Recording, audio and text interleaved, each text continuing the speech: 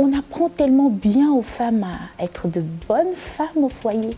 Qui apprend aux hommes à être de bons maris?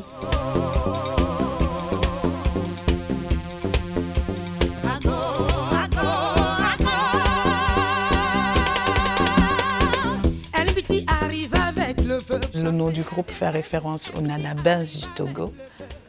Dans le temps, c'était de grandes femmes commerçantes principalement. Et c'était des femmes qui politiquement avaient un message très fort, des femmes qui avaient derrière eux, qui emportaient derrière eux toute une masse. Leur vie nous inspire beaucoup parce que nous, on croit que la femme n'est pas bonne seulement pour être femme au foyer. On croit que la femme peut faire de grandes choses. Et donc, étant un groupe féministe, luttant pour l'émancipation de la femme, il était essentiel qu'on trouve un nom qui corresponde au message qu'on voulait passer. Nous nous inspirons en fait des chants vaudous, des couvents vaudous. Et ensuite que nous ajoutons, nous mélangeons à des rythmes plus modernes pour le rendre universel en fait. Et cette musique-là, nous la faisons pour militer en fait pour la protection de l'environnement, l'écologie, qui est intrinsèquement liée au vaudou, et également pour l'émancipation de la jeune femme africaine, parce que nos sociétés africaines sont à dominance patriarcale.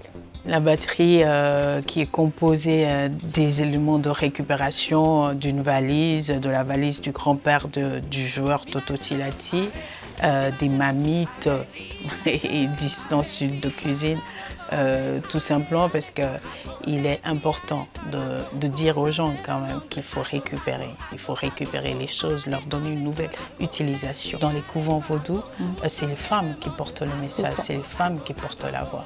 Et c'est elles qui sont les solistes, les chanteuses, et les hommes qui battent les tam-tams et autres qui soutiennent au son de leur voix.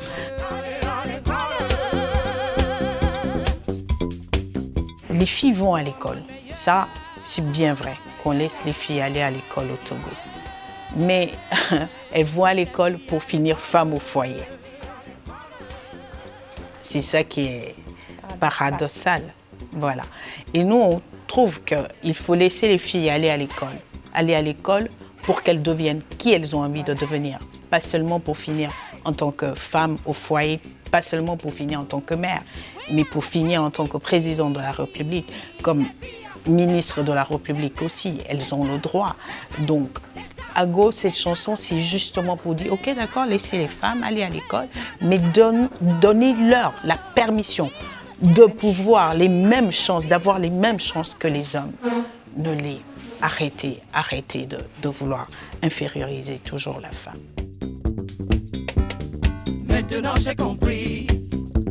Les hommes s'imaginent que dès qu'ils veulent avoir une relation sexuelle avec leur femme, elle est obligée de dire oui.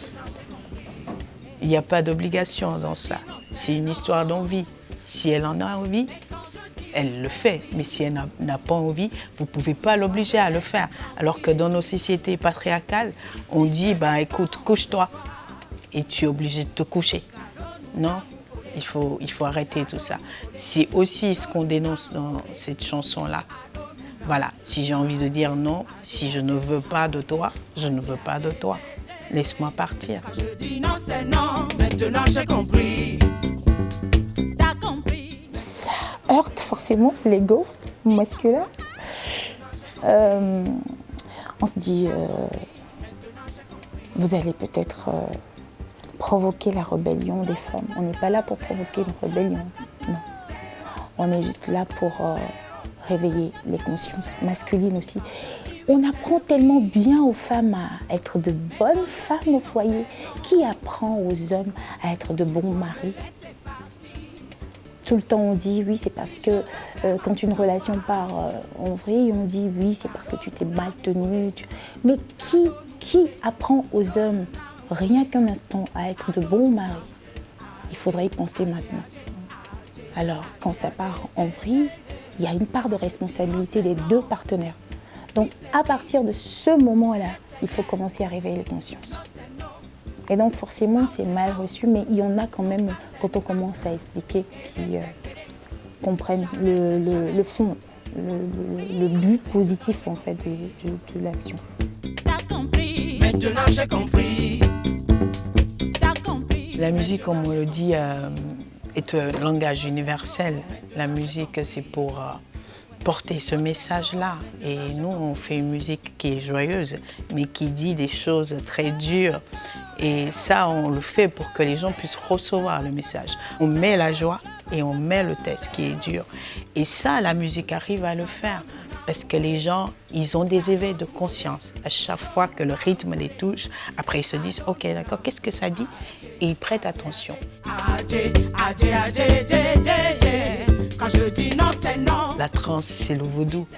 Et quand vous rentrez dans un couvent et qu'il y a les gens qui chantent et qui battent les rythmes, c'est quand l'esprit descend que la transe descend.